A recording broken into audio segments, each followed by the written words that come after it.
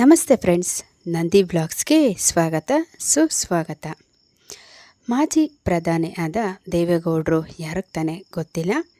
ಅವರ ಧರ್ಮಪತ್ನಿ ಆದಂತಹ ಚೆನ್ನಮ್ಮ ಅವರು ವಿಧಿವಶರಾಗಿದ್ದಾರೆ. ಅದರದೊಂದು ಸಣ್ಣ ವಿಡಿಯೋ ನಿಮಗೆಲ್ರಿಗೂ ತಿಳಿಸ್ತಾ ಇದ್ದೀನಿ. ಖಂಡಿತವಾಗ್ಲೂ ವಿಡಿಯೋನಂತೂ ಪೂರ್ತಿ ನೋಡಿ. ಹಾಗೆ ಮಾಜಿ ಪ್ರಧಾನಿಯಾದಂತಹ ದೇವೇಗೌಡರ ಧರ್ಮಪತ್ನಿಯಾದಂತಹ ಚೆನ್ನಮ್ಮ ಅವರ ಆತ್ಮಕ್ಕೆ ದೇವರು ಶಾಂತಿ ಸಿಗಲಿ ಮತ್ತೆ ಹುಟ್ಟಿ ಬರಲಿ ಅಂತ ಕೇಳ್ಕೊಳ್ತಾ ಈ ವಿಡಿಯೋನಂತೂ ಶುರು ಮಾಡ್ತಾ ಇದ್ದೀನಿ.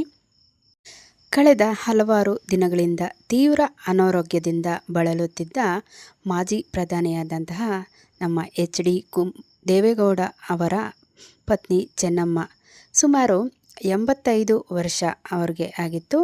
ಅವರು ನಿಧನರಾಗಿದ್ದಾರೆ. ಅವರ ನಿಧನದಿಂದ ಒಂದು ಯುಗಾಂತ್ಯದಂತಾಗಿತ್ತು. ದೇವೇಗೌಡರ ಬದುಕಿನ ಅತ್ಯಂತ ಭದ್ರವಾದ ಆಧಾರ ಸ್ತಂಭ ಕಳಚಿದಂತಾಗಿದೆ. ಹಾಗಿರಲ್ವ ಮತ್ತೆ 85 ವರ್ಷ ವಯಸ್ಸಾಗಿದೆ.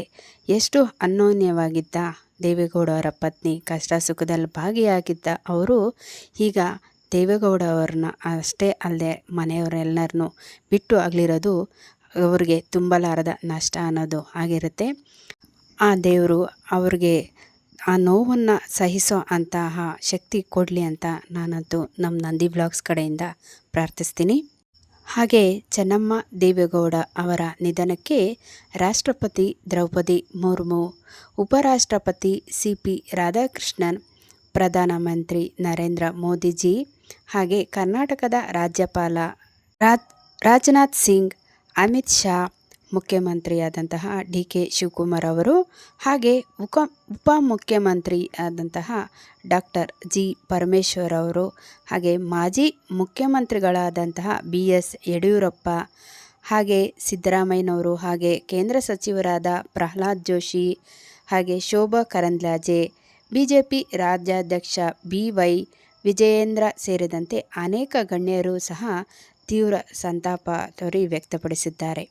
ಮೃತರಾದಂತಹ ಚೆನ್ನಮ್ಮ ಅವರು ಪುತ್ರರಾದ HD Balakrishna Gowda, HD Revanna, HD Kumaraswamy ಅವರು, ಅಳಿಯರಾದಂತಹ ಡಾಕ್ಟರ್ CN ಮಂಜುನಾಥ್, ಪುತ್ರಿಯರಾದ ಅನಸೂಯ, ಶೈಲಜಾ, ಅಳಿಯಂದಿರು, ಮೊಮ್ಮಕ್ಕಳು ಸೇರಿದಂತೆ ಬಂಧು ಬಳಗ ಅಪಾರ ಅಭಿಮಾನಿಗಳನ್ನು ಸಹ ಬಿಟ್ಟು ಅಗಲಿದ್ದಾರೆ.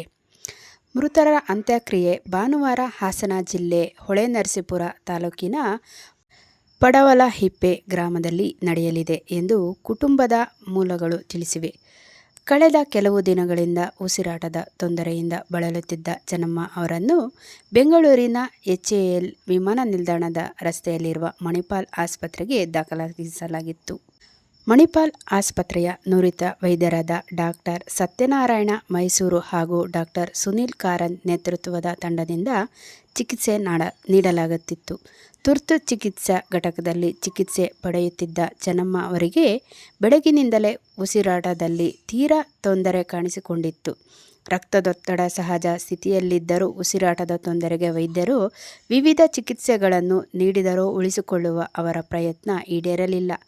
ಈ ವೇಳೆ ಆಸ್ಪತ್ರೆಯಲ್ಲಿ ಮಾಜಿ ಪ್ರಧಾನಿ HD ದೇವೇಗೌಡ, ಕೇಂದ್ರ ಸಚಿವ HD ಕುಮಾರಸ್ವಾಮಿ, ಮಾಜಿ ಸಚಿವ HD ರೇವಣ್ಣ ಸೇರಿದಂತೆ ಕುಟುಂಬದ ಕೆಲವು ಸದಸ್ಯರು ಅಲ್ಲಿಯೇ ಇದ್ದರು.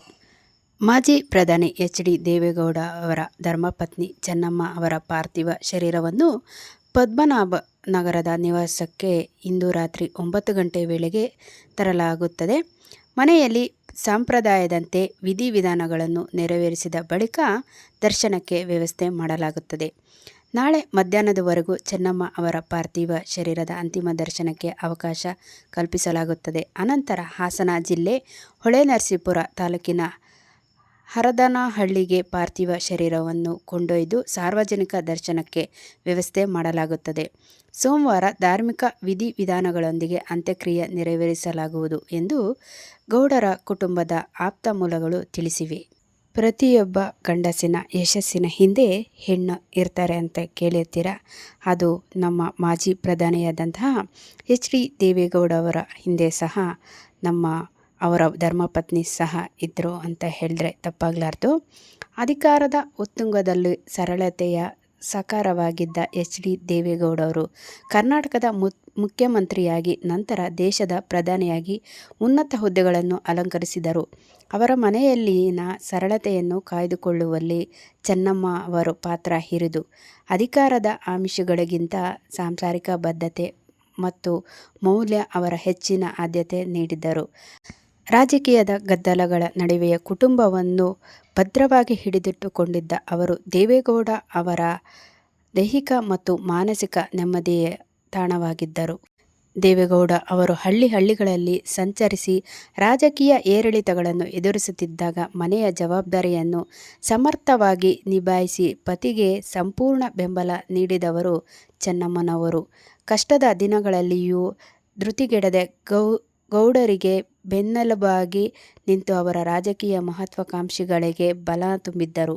ನನ್ನ ರಾಜಕೀಯ ಜೀವನದ ಪ್ರತಿ ಹಂತದಲ್ಲೂ ಚೆನ್ನಮ್ಮ ಅವರು ಬೆಂಬಲವಿದೆ. ನನ್ನ ಯಶಸ್ಸಿನ ಹಿಂದೆ ಅವರ ತ್ಯಾಗ ಮತ್ತು ತಾಳ್ಮೆಯ ಪಾತ್ರ ಅತಿ ದೊಡ್ಡದು ಎಂದು ಸ್ವತಃ ದೇವೇಗೌಡರೇ ಅನೇಕ ವೇದಿಕೆಗಳಲ್ಲಿ ಹೆಮ್ಮೆಯಿಂದ ಹೇಳಿಕೊಂಡಿದ್ದರು. ಅಧಿಕಾರದ ಉತ್ತುಂಗದಲ್ಲಿದ್ದಾಗಲೂ ಪ್ರಚಾರದ ಹಂಗಿಲ್ಲದೆ ಸರಳ ಜೀವನ ನಡೆಸುವ ಮೂಲಕ ರಾಜಕೀಯ ಕುಟುಂಬಗಳಿಗೆ ಅವರು ಮಾದರಿಯಾಗಿದ್ದಾರೆ. ಪರಿವಾರದ ಒಗ್ಗಟ್ಟು, ರಾಜಕೀಯ ಒತ್ತಡಗಳ ನಡುವೆಯೂ ಕುಟುಂಬವನ್ನು ಒಗ್ಗೂಡಿಸಿಕೊಂಡು ಹೋಗುವ ಕಲೆ ಚೆನ್ನಮ್ಮನವರದ್ದು. ಇದು ಇಂದಿನ ಪೀಳಿಗೆಯ ರಾಜಕಾರಣಿಗಳಿಗೆ ಕುಟುಂಬದ ಮೌಲ್ಯಗಳನ್ನು ಕಲಿಸುತ್ತದೆ. ಬೆನ್ನೆಲುಬಾಗಿ ನಿಂತ ಧೈರ್ಯದ ಸಂಕೇತ ಸಹ ಅವರದಾಗಿರುತ್ತೆ. ದೇವೇಗೌಡರ ರಾಜಕೀಯದ ಏರಿಳಿತಗಳಲ್ಲಿ ಸೋಲು ಗೆಲುವು ಸವಾಲುಗಳಲ್ಲಿ ನಿರಂತರವಾಗಿ ತೊಡಗಿಸಿಕೊಂಡಿದ್ದಾಗ ಕುಟುಂಬದ ಸಂಪೂರ್ಣ ಜವಾಬ್ದಾರಿಯನ್ನು ಹೊತ್ತುಕೊಂಡವರು ಚೆನ್ನಮ್ಮನವರು. ಗೌಡರ ಹಳ್ಳಿಗಳಲ್ಲಿ ತಿರುಗುತ್ತಾ ಜನಸೇವೆ ಮತ್ತು ಪಕ್ಷ ಸಂಘಟನೆಯಲ್ಲಿ ಮುಳುಗಿದ್ದಾಗ ಮನೆಯ ವ್ಯವಸ್ಥೆ, ಮಕ್ಕಳ ವಿದ್ಯಾಭ್ಯಾಸ ಮತ್ತು ಕುಟುಂಬದ ಸ್ಥಿರತೆಯನ್ನು ಕಾಪಾಡುವ ಮೂಲಕ ಅವರು ಗೌಡರಿಗೆ ಬಲವಾದ ಬೆನ್ನೆಲುಬಾಗಿ ನಿಂತಿದ್ದರು. ನೋಡಿದ್ರಲ್ಲ, ನಮ್ಮ ಚೆನ್ನಮ್ಮನವರು ಅಡುಗೆ ಮನೆಗೆ ಸೀಮಿತ ಅಲ್ದಿರ ರಾಜಕೀಯದಲ್ಲಿದ್ದ ತಮ್ಮ ಪತಿಯಾದಂತಹ ದೇವೇಗೌಡವರಿಗೆ ಹಾಗೂ ಮಕ್ಕಳಿಗೆ ಬೆನ್ನೆಲುಬಾಗಿ ನಿಂತಿದ್ದರು. ದೇವರು ಅವರ ಆತ್ಮಕ್ಕೆ ಶಾಂತಿ ಸಿಗಲಿ ಅಂತ ಕೇಳ್ಕೊಳ್ತಾ ಮತ್ತೊಮ್ಮೆ ಇನ್ನೊಂದು ಹೊಸ ವಿಡಿಯೋ ಜೊತೆ ನಿಮ್ಮೊಂದಿಗಿರ್ತೀನಿ. ಅಲ್ಲಿವರೆಗೂ ನಮ್ಮ ನಂದಿ ವ್ಲಾಗ್ಸ್ನ ವೀಕ್ಷಿಸ್ತಾ ಇರಿ. ವೀಕ್ಷಿಸಿದವರೆಲ್ಲರಿಗೂ ಧನ್ಯವಾದಗಳು.